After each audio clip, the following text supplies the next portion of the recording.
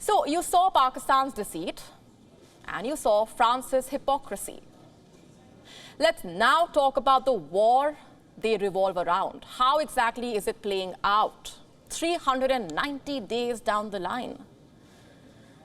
Well, to start with, things remain more or less the same. The battle for Bakhmut was supposed to be a turning point, but it seems to be going absolutely nowhere. Neither the Russians nor the Ukrainians seem to be making any major gains. In the Donbas region, both Russia and Ukraine have a fresh challenge. That's mud. You heard that right. It's plaguing the battlefields, disrupting the movement of both sides. You see, after a cold and snowy winter, the arrival of spring rains has brought the mud back to the battlefields. Videos shared online showing soldiers struggling to wade through trenches.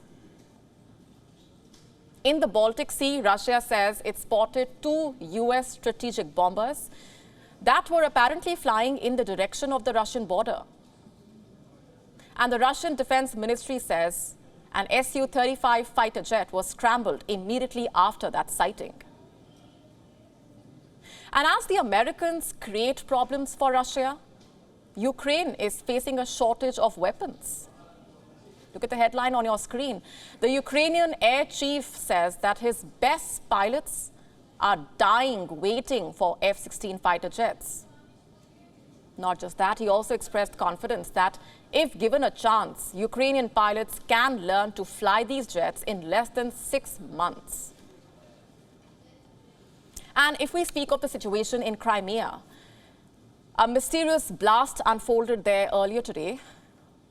Russian cruise missiles were destroyed in a blast. Ukraine has denied any responsibility for this incident. Then who destroyed it? Well, we are yet to hear from the Russian authorities. Because back in Moscow, the Russian president is busy hosting his friend, Xi Jinping. Earlier today, the two held wide-ranging discussions at the Kremlin.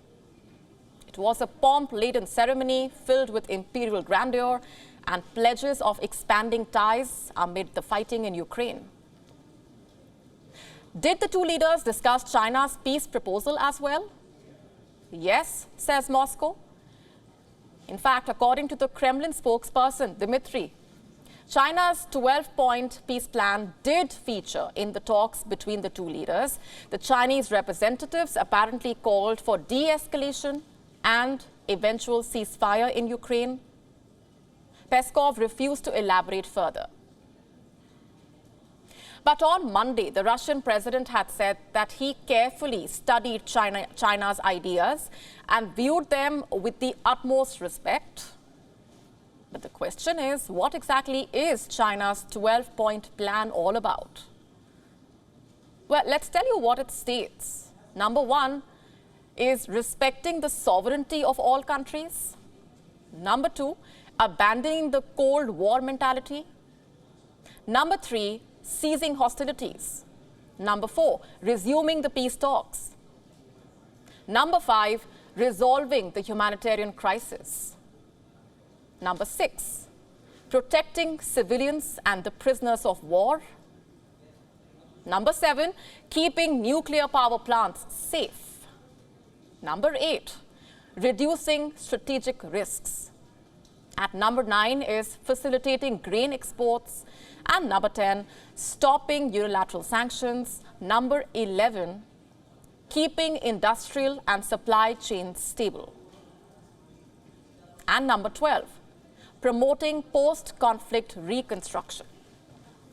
Now, these are China's 12 proposals. And on its website, the country's foreign ministry has explained the idea behind each of them, with examples of how they can be implemented. The Russian leader is yet to reveal if he will be taking this plan forward, if he will really discuss ending the war.